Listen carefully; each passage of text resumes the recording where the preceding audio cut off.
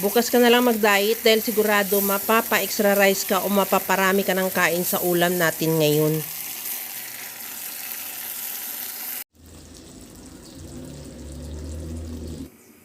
Magpainit muna ako ng mantika sa kawali at iprito ko na rin yung talong.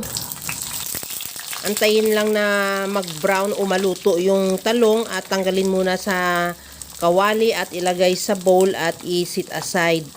Habang ginagawa ko yan mga kalasa, kung bago ka pa lang sa aking channel, welcome. At huwag kalimutan mag-subscribe at i-click ang bell button para sa mga notification. At kung dati ka pa, welcome back at i-follow mo na rin ako sa aking Facebook page Lasang Pilipina. Pagkatapos yan, bawasan ko yung mantika at i-sear ko na rin yung pork liempo. Antayin lang din na mag-brown yung kabilang side at saka baliktarin.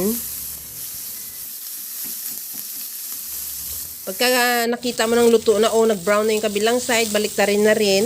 At antayin mo na rin din na maluto din yung kabilang side o mag-brown din. At tanggalin muna natin yan sa kawali at i-set aside.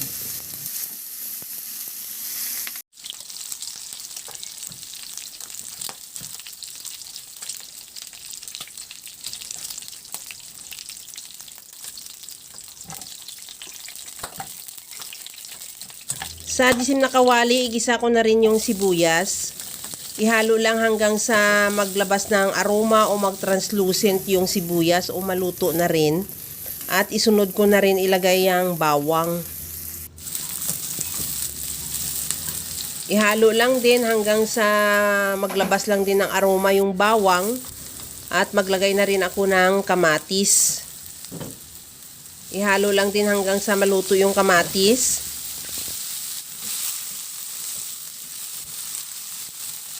Maglagay na rin ako ng bagoong, ginisang bagoong na yan, luto na yan. Pero kung halimbawa yung bagoong mo ay hilaw pa na bagong bili lang sa palengke, pwede mo na rin hugasan muna at igisa mo na lang din ng mabuti para maluto din.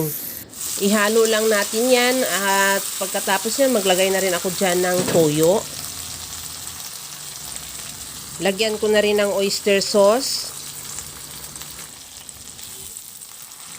Ihalo lang hanggang sa mag-reduce lang din yung toyo at oyster sauce. At maglagay na ako ng asukal. Optional, depende sa'yo kung ayaw mo nang may asukal. Pwede mo naman hindi lagyan pero mas maganda talaga pag may asukal para ma-enhance yung lasa ng ating bagoong. At nilagyan ko na rin ng tubig, kunti lang, depende sa'yo kung gaano karami ang lulutuin mong karne o nasa sa'yo pag-adjust maglagay ng tubig. At nilagay ko na ulit yung pork liempo. Maglagay na rin ako dyan ng suka. At takpan muna at pahinaan yung apoy, isimmer hanggang sa lumambot lang yung pork liempo o yung karni. At the same time, mag-reduce na rin yung sauce niya. Sa puntong ito, okay na yung ating pork liempo, luto na rin. Maglagay muna ako ng siling green. Depende rin sa'yo kung gusto mo ng medyo maanghang, pwede rin na dagdagan mo pa. O kung ayaw mo rin, pwede naman hindi ka maglagay. At ilagay ko na rin yung pinirito nating talong. Kunting halo lang at ready to serve na yung ating binagoongang talong. Kaya mga kalasa, kung nagustuhan mo yung ating video, please like na lang at pakishare na rin sa inyong mga friends.